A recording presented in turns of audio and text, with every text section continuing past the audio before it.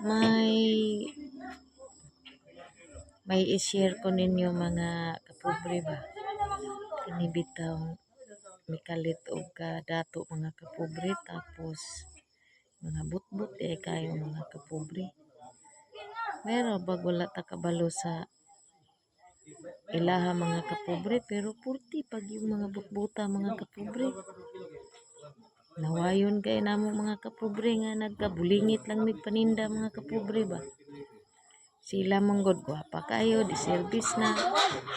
Sige lag panaway namo nga daghan gano mig utang. Sa una rag paninda wa ko na minadato.